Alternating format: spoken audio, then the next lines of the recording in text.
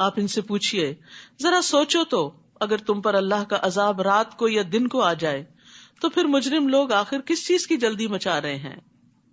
کیا وہ عذاب جب واقع ہو جائے گا تو اس وقت تم ایمان لاؤ گے؟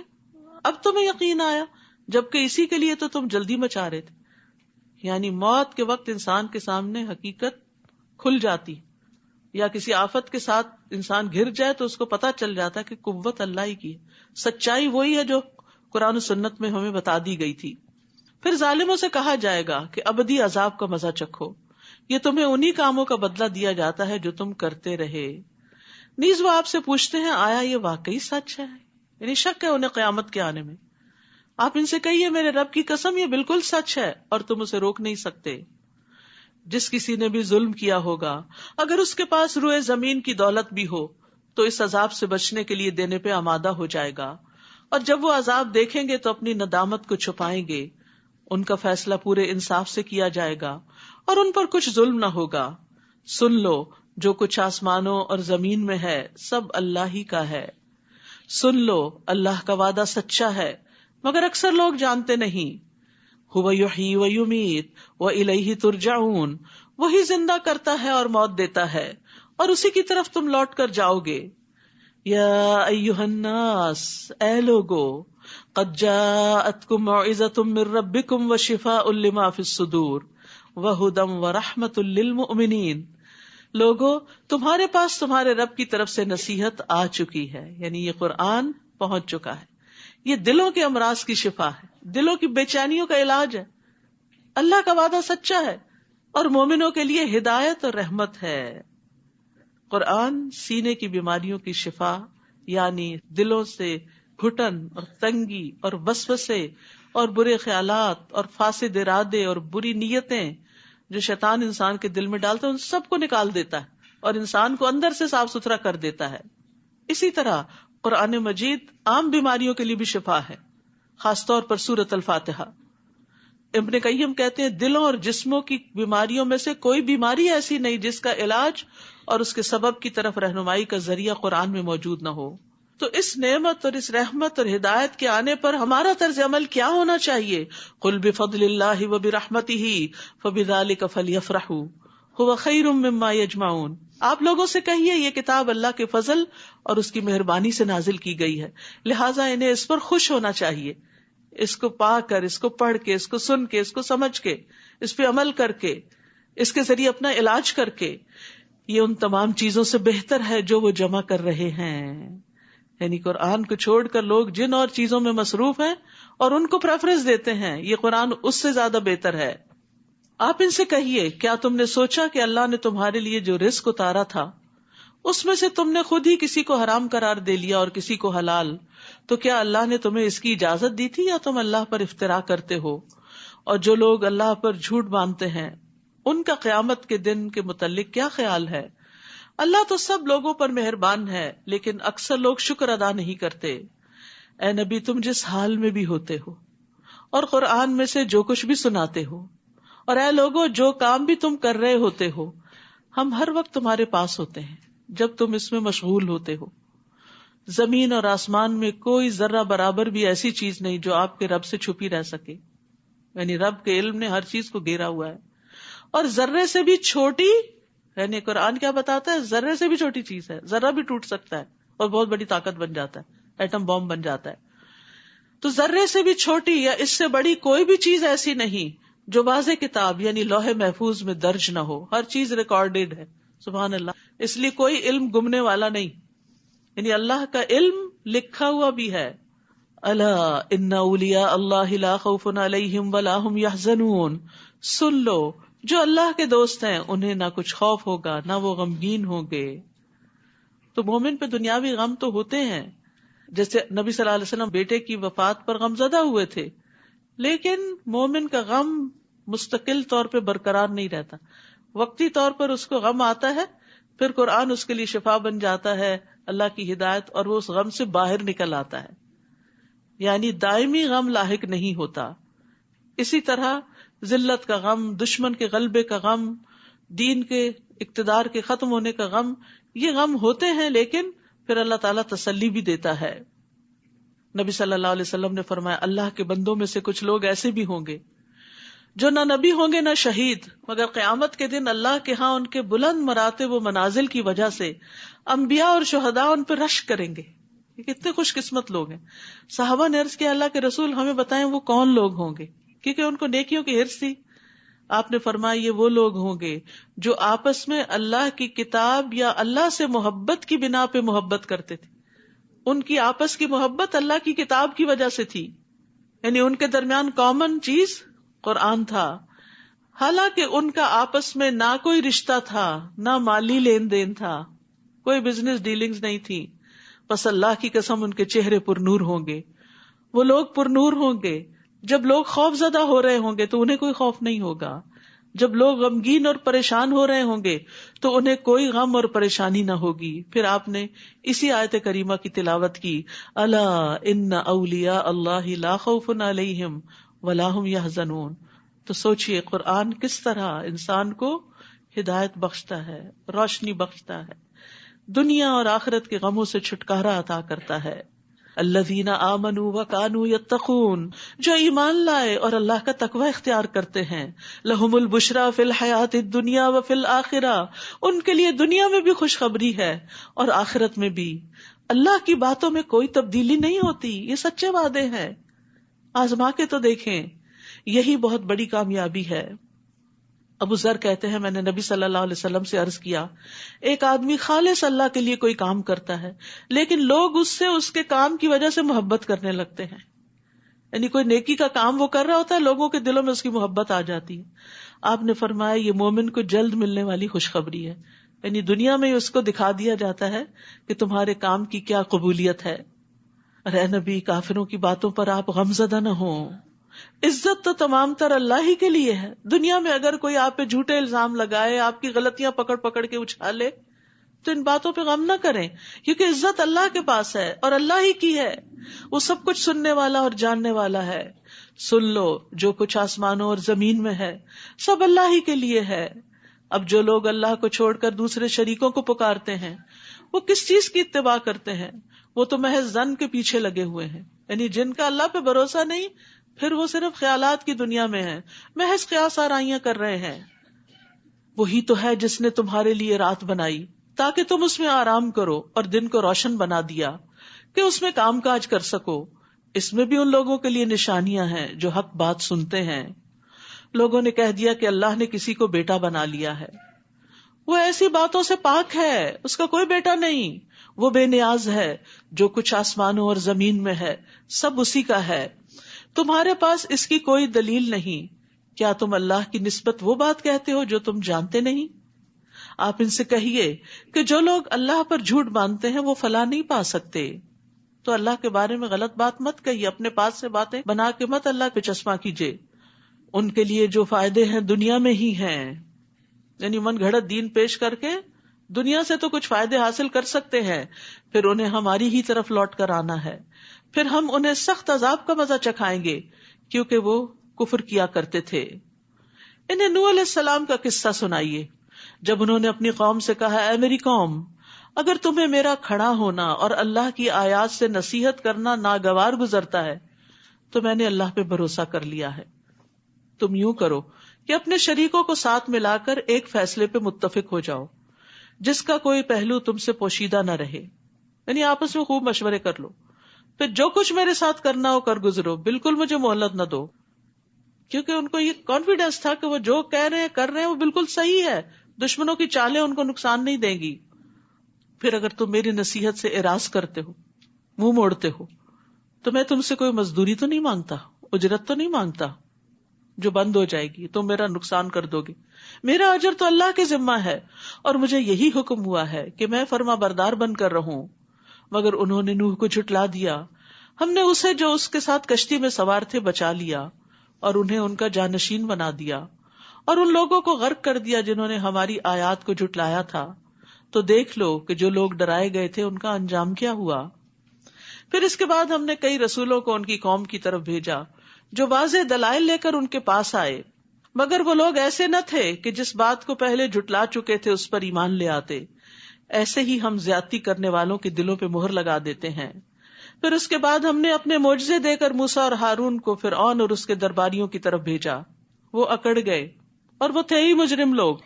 پھر جب ان کے پاس ہماری طرف سے حق آ گیا تو کہنے لگے یہ تو صریح جادو ہے. موسیٰ نے ان سے کہا جب تمہارے پاس حق آ گیا ہے تو تم اسے جادو کہنے لگے ہو؟ پہلے تو معجزے مانگتے تھے، اب معجزے آ گئے تو جادو بن گیا. کیا یہ جادو ہے؟ حالانکہ جادوگر کبھی کامیاب نہیں ہوتے. وَلَا يُفْلِحُ السَّاحِرُونَ. وہ کہنے لگے کیا تم ہمارے پاس اس لیے آئے ہو کہ ہمیں اس طریقے سے پھیر دو جس پر ہم نے اپنے باپ دادا کو پایا، اور ملک میں تم دونوں کی بڑائی قائم ہو جائے؟ ہم تو تمہاری بات ماننے والے نہیں. اور فرعون کہنے لگا کہ ماہر جادوگر میرے پاس حاضر کر دو. پھر جب سب جادوگر آ گئے تو انہیں موسیٰ نے کہا جو کچھ تم نے پھینکنا ہے پھینکو، پھینکو اپنی رسیاں، جادو کا کرتب دکھاؤ. جب وہ پھینک چکے تو موسیٰ نے کہا جو کچھ تم لائے ہو وہ جادو ہے، اللہ ابھی سے مٹا دے گا. اللہ فسادیوں کے کام کو سنوارا نہیں کرتا. یعنی اگر کسی پر بھی جادو کا شک و شبہ ہو تو یہ آیات پڑھنا بہت فائدہ دیتا ہے.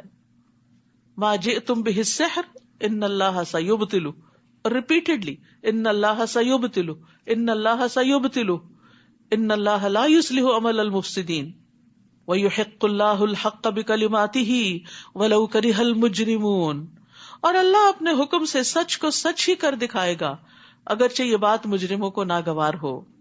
چنانچہ موسیٰ پر اس کی قوم کے چند نوجوانوں کے سوا کوئی بھی ایمان نہ لایا. نوجوان آگے بڑھ گئے کیونکہ ینگ بلڈ جو ہوتا ہے نا وہ ڈرتا کم ہے، رسک لے لیتا ہے، آگے بڑھتا ہے. بڑوں کے اندر طرح طرح کے خطرات، خدشات، خوف ہوتے ہیں کہ اگر ہم نے یہ کر لیا تو معلوم نہیں کیا ہو جائے گا. انہیں یہ خطرہ تھا کہ کہیں فرعون اور اس کے درباری انہیں کسی مصیبت میں نہ ڈال دیں. اور فرعون تو ملک میں بڑا غلبہ رکھتا تھا اور حد سے بڑھ جانے والوں میں سے تھا. یاد رکھیے کہ یہ جو رامسیس II تھا یہ 1303 BC میں پیدا ہوا تھا. فرعون ان کے بادشاہوں کا لقب تھا. تو جس کا مقابلہ موسیٰ علیہ السلام کے ساتھ تھا یہ بہت طاقتور بادشاہ تھا. اس نے بے شمار تعمیرات کی، شہر بسائے، نہریں نکلوائی اور بہت بڑے بڑے کام کیے تاکہ لوگ اسے بعد میں یاد رکھیں. اور اپنے آپ کو رب اعلیٰ کہتا تھا. اور اتنی اس کی ہیبت اور خوف تھا لوگوں پر، یعنی اس کی اپنی قوم پر بھی اور بنی اسرائیل پر بھی، کہ انہیں ڈر لگتا تھا کہ موسیٰ علیہ السلام کے پیچھے چلیں یا ان کی کوئی بات مانیں. تو اسی کی طرف یہاں اشارہ ہے. فرعون تو ملک میں بڑا غلبہ رکھتا تھا، یعنی قرآن بھی یہ بتاتا ہے. اور وہ حد سے بڑھ جانے والوں میں سے تھا، یعنی لوگوں کو سخت سزائیں دیتا تھا جو اس کی بات نہیں مانتے تھے. کتنی بڑی آزمائش تھی. ہمارے لیے لا الہ الا اللہ پڑھنے میں کوئی مشکل نہیں. تو ظاہر ہے اس وقت جس نے ایمان کا دعویٰ کیا پھر اس کا اجر اور مرتبہ بھی کتنا بڑا ہوگا. اور موسیٰ نے اپنی قوم سے کہا اگر تم اللہ پر ایمان لائے ہو اور واقعی اس کے فرما بردار ہو تو اسی پر بھروسہ کرو. یعنی سارے خوف اور مشکل سے نکلنے کا راستہ کیا؟ توکل. وہ کہنے لگے ہم نے اللہ ہی پر بھروسہ کیا. فقالوا علی اللہ توکلنا ربنا لا تجعلنا فتنة للقوم الظالمین. اے ہمارے رب ہمیں ان ظالموں کا تختہ مشق نہ بنا، یعنی ان ظالموں کے ہتھے نہ چڑھے ہم. تو یہاں توکل کو دعا پر مقدم کیا گیا ہے. ٹھیک ہے، یعنی دعا مانگنے والے پر حق ہے کہ وہ اپنی دعا کی بنیاد اللہ کے توکل پہ رکھے، اللہ پہ بھروسہ کر کے اس سے مانگے کہ وہ ضرور میرا مسئلہ حل کر دے گا. اس طرح دعا کی قبولیت کی زیادہ امید کی جا سکتی ہے. اور دعا مانگنے والا یہ خیال نہ کرے کہ توکل دعا مانگنے کے برخلاف ہے، کیونکہ دعا مانگنا مقصد کو پانے کے اسباب میں سے ہے. توکل بھروسہ ہے اور دعا سبب ہے. وَنَجِّنَا بِرَحْمَتِكَ مِنَ الْقَوْمِ الْكَافِرِينَ. اور اپنی رحمت سے ہمیں کافر لوگوں سے بچا لے. ہم نے موسیٰ اور اس کے بھائی کی طرف وحی کی کہ اپنی قوم کے لیے مصر میں گھر منتخب کرو اور ان گھروں کو قبلہ بنا کر نماز قائم کرو اور اہل ایمان کو خوشخبری دے دو. یہاں بہت بڑی نصیحت اور سبق ہے ان لوگوں کے لیے جو آپریشن میں رہتے ہیں، جن کو اپریس کیا جاتا ہے، جن کے ہاں مذہبی آزادی نہیں ہوتی، مسجدوں میں نہیں جا سکتے، اکٹھے بیٹھ نہیں سکتے، کہیں دین کی بات نہیں کر سکتے. یہاں آپ بہت خوش قسمت ہیں کہ آپ کو اپنے دین پر چلنے کی پوری آزادی اور سپورٹ حاصل ہے. تو یہ اللہ کا بہت بڑا انعام ہے کہ انسان کو اپنے دین کے اوپر پریکٹس کی سہولت نصیب ہو. لیکن ہر جگہ ایسا نہیں ہوتا، یہ آزادی ہر جگہ نہیں ہوتی. کچھ جگہ پر اللہ کو ماننے والے بڑے پسے ہوئے بھی ہوتے ہیں. تو ان کو پھر بہت بڑے بڑے اجتماعات اور بڑی بڑی جگہوں پہ اکٹھا ہونے کے بجائے کیا کرنا چاہیے کہ جہاں موجود ہیں وہیں پر ہی اللہ کا نام لیں. یعنی حالات تو ایک جیسے نہیں رہتے، کبھی آپ بڑا کام کر لیتے ہیں اور کبھی آپ نہیں کر سکتے، تو جہاں جیسے بھی حالات ہو اس کے مطابق اسٹریٹجی بنائیں. اور یہاں پر کیا کہا گیا کہ گھروں کو قبلہ بنا کر نماز قائم کریں، گھر کے اندر ہی مصلی بنا لو اور اہل ایمان کو خوشخبری دے دو. نہیں، عبادت تو نہیں چھوڑنی، عبادت تو نہیں چھوڑنی، جیسے ممکن ہو جس طرح کا حال ہو ویسے ہی طریقہ اختیار کر لو. اور موسیٰ علیہ السلام نے اللہ سے دعا کی، اے رب تو نے اس دنیا کی زندگی میں فرعون اور اس کے درباریوں کو ٹھاٹ باٹ اور اموال دے رکھے ہیں کہ وہ لوگوں کو تیری راہ سے گمراہ کرتے رہیں. یعنی وہ دنیاوی اسباب کے زیادہ ہونے کی وجہ سے لوگوں کو پریس کرتے ہیں. اے رب ان کے اموال کو غارت کر دے، ان کے دلوں کو ایسا سخت بنا دے کہ جب تک دردناک عذاب نہ دیکھ لیں ایمان نہ لائیں. قال قد اجیبت دعوتکما فاستقیما. اللہ تعالیٰ نے فرمایا تم دونوں کی دعا قبول ہو چکی، اب ایسا ہی ہوگا، تم دونوں ثابت قدم رہو اور ان لوگوں کی پیروی نہ کرو جو علم نہیں رکھتے. پیغمبروں کو بھی ثابت قدمی کی نصیحت کی جا رہی، اور یہ ہر اہل ایمان کے لیے بڑا ضروری ہوتا ہے کہ وہ جیسے بھی حالات ہوں اپنے ایمان کو پکڑ کے رکھے، آسانی ہو یا مشکل ایمان کی رسی نہ چھوڑے، ورنہ تباہی تباہی ہے. وجاوزنا ببنی اسرائیل البحر، اور ہم نے بنی اسرائیل کو جب سمندر سے پار گزار دیا، اب اللہ کا وعدہ آ گیا اور بنی اسرائیل کو نجات مل گئی، تو فرعون اور اس کے لشکروں نے از راہ ظلم اور سرکشی ان کا پیچھا کیا، حتیٰ کہ جب فرعون ڈوبنے لگا تو بولا میں اس بات پر ایمان لاتا ہوں کہ الہ صرف وہی ہے جس پر بنی اسرائیل ایمان لائے ہیں. عذاب دیکھ کے وہ بھی ایمان لے آیا اور میں اس کا فرما بردار ہوتا ہوں. لیکن یاد رکھیے کہ ایسے وقت میں ایمان فائدہ نہیں دیتا. انسان نیک اعمال کے لیے دیر نہ لگائے، ٹال مٹول نہ کرتا رہے، اچھا پھر کر لوں گا، بعد میں کر لوں گا، اس سال یہ مصروفیت ہے، اگلے میں یہ نہیں.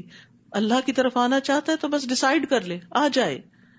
ابو ہریرہ کہتے ہیں کہ رسول اللہ صلی اللہ علیہ وسلم نے فرمایا 3 چیزوں کے ظاہر ہو جانے کے بعد کسی ایسے شخص کو اس کا ایمان لانا فائدہ نہ دے گا جو اس سے پہلے ایمان نہ لایا تھا یا اس نے اپنے ایمان کی حالت میں کوئی نیکی نہ کمائی تھی. تو وہ کون سے 3 مواقع ہیں؟ جب سورج مغرب سے نکلے گا، بڑی نشانی ظاہر ہو جائے گی قیامت کے آنے کی، جب دجال نکل آئے گا، اور جب زمین سے جانور نکلے گا جو باتیں کرے گا لوگوں سے، تو پھر ایمان لانا اور نیک کام کرنا فائدہ نہ دے گا. تو اس سے پہلے پہلے جو مواقع ہیں. اسی طرح ایک اور روایت میں آتا ہے کہ جب جان حلق تک آ جاتی ہے تو پھر ایمان لانا فائدہ نہیں دیتا. اس وقت کہنا اس کو صدقہ دے دو، فلاں کو یہ دے دو وہ تو اب دوسروں کا ہی مال ہو گیا، وہ صدقہ بھی اس وقت فائدہ نہیں دیتا. تو اس لیے صحت کی حالت میں، زندگی کی حالت میں، جوانی میں، طاقتور ہیں جب، تب اللہ کی عبادت کی طرف راغب ہوں. 7 لوگ عرش کے سائے تلے ہوں گے، اس میں سے ایک وہ جوان جس کی جوانی اللہ کی عبادت میں گزری. بڑھاپے کا انتظار نہ کریں کہ جب ریٹائر ہوں گے تو اچھے کام شروع کریں گے، والنٹیئر کریں گے. جوانی میں ہی وقت نکالیں، کچھ وقت دنیا کے لیے اور کچھ دین کے لیے. فرمایا اب تو ایمان لاتا ہے جبکہ اس سے پہلے نافرمانی کرتا رہا اور مفسد بنا رہا. آج تو ہم تیری لاش کو بچا لیں گے تاکہ تو بعد میں آنے والوں کے لیے نشان عبرت بنے، اگرچہ اکثر لوگ ہماری آیتوں سے غفلت برتتے ہیں. تو اس فرعون کی لاش جو ہے وہ اب مصر کے عجائب گھر میں ہے، لوگ جا کر اس کو دیکھتے ہیں، اور وہ فرانس بھی لائی گئی اور اس کو کئی توپوں کی سلامی دی گئی. تو یہ ایک نشانی ہے. اللہ نے قرآن میں کہا کہ ہم تیری لاش کو بچا لیں گے، اور آج وہ دنیا میں موجود ہے، قرآن کی سچائی کی دلیل ہے. لیکن بہت سے لوگ آیات سے غافل ہیں. ہم نے بنی اسرائیل کو رہنے کے لیے یقیناً عمدہ جگہ دی اور کھانے کو پاکیزہ چیزیں دیں. پھر انہوں نے باہم اس وقت اختلاف کیا جبکہ ان کے پاس علم آ چکا تھا. یقیناً آپ کا رب ان میں قیامت کے دن ان باتوں کا فیصلہ کر دے گا جن میں وہ اختلاف کیا کرتے تھے. پھر اگر آپ کو اس کتاب کے بارے میں کچھ شک ہو جو ہم نے آپ کی طرف نازل کی ہے تو ان لوگوں سے پوچھ لیجئے جو آپ سے پہلے کتاب یعنی تورات پڑھتے ہیں. یقیناً آپ کے پاس آپ کے رب کی طرف سے حق آ چکا ہے، لہٰذا آپ شک کرنے والوں میں سے نہ ہو. اصل میں آپ کو شک نہیں تھا، آپ کو کہہ کے سنایا دوسروں کو جا رہا ہے جو شک کرنے والے ہیں. اور نہ ہی ان لوگوں میں سے ہوں جنہوں نے اللہ کی آیات کو جھٹلا دیا، ورنہ نقصان اٹھاؤ گے. جن لوگوں پر آپ کے رب کا حکم یعنی عذاب ثابت ہو چکا وہ ایمان نہیں لائیں گے. تقدیر کے مسئلے کو واضح کیا جا رہا ہے. یاد رکھیے تقدیر کا مسئلہ جب بھی سامنے آئے، اور جب بھی یہ دل میں شک ہے کہ اچھا اگر اللہ نے مہر لگا دی ہے تو پھر تو نعوذ باللہ ان پہ ظلم ہے اور ان بندوں کا قصور نہیں ہے، تو ایک سوال اپنے سے بھی اور سوال کرنے والے سے بھی پوچھا کیجیے، کیا اللہ ظالم ہے یا عادل ہے؟ اللہ ظالم ہے یا مہربان ہے؟ کیا ہے؟ مہربان ہے، اس نے اپنے اوپر رحمت لکھ رکھی ہے۔ کیا اللہ حکیم اور علیم ہے یا لا علم ہے اور اس کے فیصلے بے ڈنگے ہیں؟ کیا جو عادل ہو، جو رحمان اور رحیم ہو، جو علیم اور حکیم ہو، وہ کسی پہ ظلم کر سکتا ہے کہ اس کو ہدایت ہی نہ لانے دے؟ یہ موقع کب آتا ہے کہ عذاب ثابت ہو جاتا ہے؟ جب سارے مواقع دے دیے جاتے ہیں کسی کو اور اس کے بعد بھی وہ نہیں مانتا۔ اب لوگ کہتے ہیں اللہ کو پہلے سے ہی اگر پتا تھا تو اس کا مطلب یہ کہ نعوذ باللہ اللہ نے ان پہ جبر کیا؟ نہیں، اللہ کا علم چونکہ کامل ہے، اس کو ماضی، حال، مستقبل سب کا پتا ہے، اسی بنا پر وہ علیم و حکیم ہے۔ اگر اس کو پتا ہی نہ ہو کہ آئندہ کیا آنے والا تو وہ دنیا کو نظام کیسے چلا سکتا ہے؟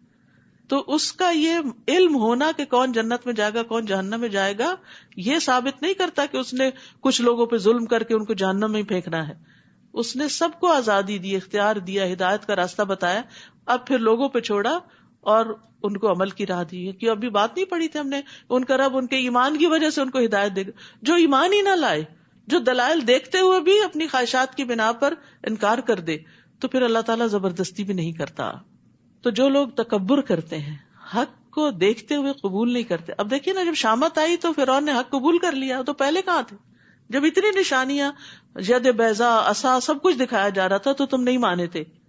تو اب اگر کہا جائے کہ فرعون پہ ظلم ہوا، اللہ کو پہلے سے پتا تھا فرعون نے جہنم میں جانا اس لیے گیا؟ نہیں، اللہ کو پتا تھا کہ یہ بندہ اپنے تکبر کی وجہ سے مان کے نہیں دے گا۔ تو اینڈ آف دا ڈے بات ہم ہی پہ آتی ہے کہ ہماری چوائس کیا ہے۔ فرمایا خواہ ان کے پاس کوئی بھی معجزہ آ جائے وہ نہیں مانیں گے حتیٰ کہ وہ دردناک عذاب نہ دیکھ لیں۔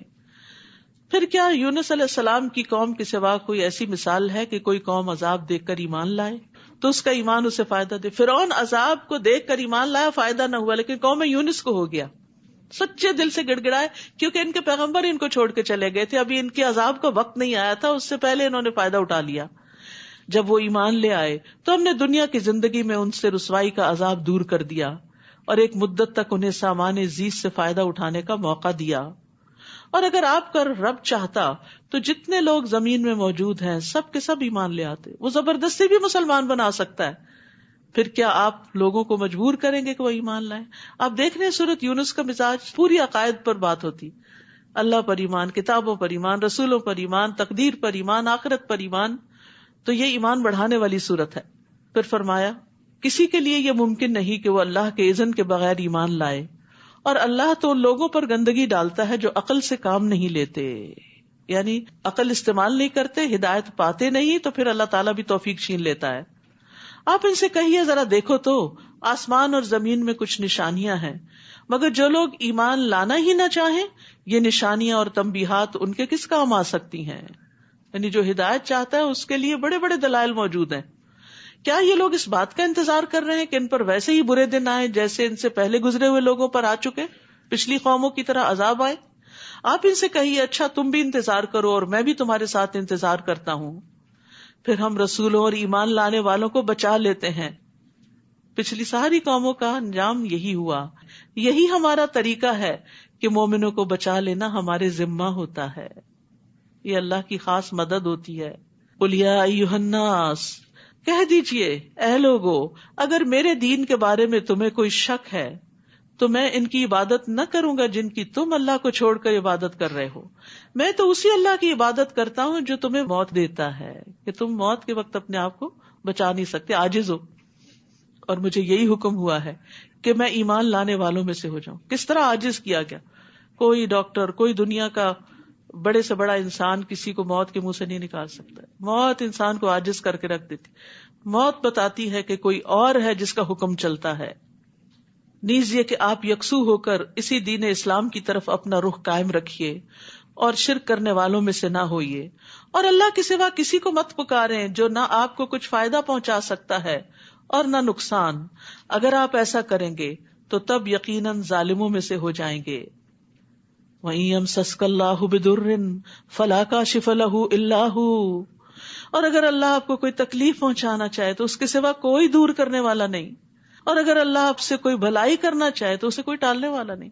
یہ عقیدہ انسان کا مضبوط ہو جائے نا کہ نفع نقصان اللہ کے ہاتھ میں، تو غم ہی دور ہو جائیں، ساری فکریں ہی ختم ہو جائیں. وہ اپنے بندوں میں سے جسے چاہے اس فضل سے نوازتا ہے. اللہ ہم پہ اپنا فضل کر دے، اور وہ بخشنے والا اور رحم کرنے والا ہے. اللہ ہمیں بخش دے اور ہم پہ رحم فرما. آپ کہہ دیجئے لوگوں تمہارے پاس تمہارے رب کی طرف سے حق آ چکا ہے، حق آ چکا ہے. اب جو سیدھی راہ اختیار کرتا ہے تو یہ راست روی اس کے اپنے ہی لیے فائدہ مند ہے، اور اگر کوئی گمراہ ہوتا ہے تو اس کی گمراہی کا وبال بھی اسی پر ہے، اور میں تمہارا وکیل نہیں ہوں. واتبع ما یوحی الیک واصبر حتی یحکم اللہ وہو خیر الحاکمین. آپ کی طرف جو وحی کی جاتی ہے اس کی پیروی کیجیے اور صبر کیجیے حتیٰ کہ اللہ فیصلہ کر دے، اور وہ سب سے بہتر فیصلہ کرنے والا ہے. یعنی پچھلے قوموں کے انجام کو بتا کے تسلی دی جا رہی ہے نبی صلی اللہ علیہ وسلم کو کہ ابھی آپ کو جو کہا جا رہا ہے آپ کرتے جائیے، انجام کی فکر نہیں کیجیے، صبر کے ساتھ اپنا مشن مکمل کیجیے اور اللہ پہ فیصلہ چھوڑ دیجیے. وہ بہترین فیصلہ کرتا ہے، وہ انصاف کرنے والا ہے، وہ آپ کی کوششوں کو کبھی ضائع نہیں ہونے دے گا. تو یاد رکھیے صبر اور نیک اعمال لازم و ملزوم ہوتے ہیں. وحی کی اتباع کرنا اور پھر اس کی پیروی کرنا، یہ سب ایمان کا حصہ ہے. سورۃ ہود. بسم اللہ الرحمن الرحیم. الف لام را کتاب احکمت آیاتہ ثم فصلت من لدن حکیم خبیر. الف لام را، یہ ایسی کتاب ہے جس کی آیات کو محکم بنایا گیا ہے اور یہ حکیم و خبیر ہستی کی طرف سے تفصیلاً بیان کی گئی. یعنی کم الفاظ میں جامع مضامین ہے اس کے اندر. اللہ تعبدوا الا اللہ، کیا ہے اس کا میسج سورت کا؟ کہ اللہ کے سوا کسی کی عبادت نہ کرو، توحید کی دعوت ہے. اننی لکم منہ نذیر و بشیر، میں یقیناً اس کی طرف سے تمہارے لیے ڈرانے والا بھی ہوں اور بشارت دینے والا بھی. اور کیا کرو عبادت کے علاوہ؟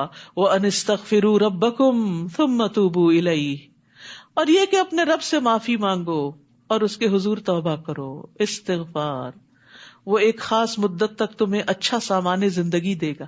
اس سے پتہ چلتا ہے کہ توبہ استغفار سے دنیا میں بھی انسان کے لیے رزق کی فراوانی ہوتی ہے اور ہر صاحب فضل کو اس کا فضل عطا کرے گا. اور اگر تم منہ پھیرتے ہو تو میں تمہارے حق میں بڑے ہولناک دن کے عذاب سے ڈرتا ہوں. الی اللہ مرجعکم وہو علی کل شیء قدیر، تمہیں اللہ ہی کی طرف لوٹ کر جانا ہے اور وہ ہر چیز پر قادر ہے. الا انہم یثنون صدورہم لیستخفوا منہ الا حین یستغشون ثیابہم یعلم ما یسرون وما یعلنون انہ علیم بذات الصدور. دیکھو جب لوگ اپنے سینوں کو موڑتے ہیں تاکہ اللہ سے چھپے رہیں اور یہ اپنے آپ کو کپڑوں سے ڈھانپتے ہیں، اس وقت اللہ سب کچھ جانتا ہے جو وہ چھپاتے ہیں اور جو وہ ظاہر کرتے ہیں، کیونکہ وہ سینوں کے راز تک جاننے والا ہے. تو اس بات پر ایمان ہونا چاہیے کہ اللہ کا علم ہر چیز پر چھایا ہوا ہے، وہ کھلی اور چھپی ساری باتوں کو جاننے والا ہے. اس لیے اس کے ساتھ اپنا معاملہ درست کر لینا چاہیے. وآخر دعوانا ان الحمد للہ رب العالمین. سبحانک اللہم وبحمدک اشہد ان لا الہ الا انت استغفرک واتوب الیک. السلام علیکم ورحمۃ اللہ وبرکاتہ.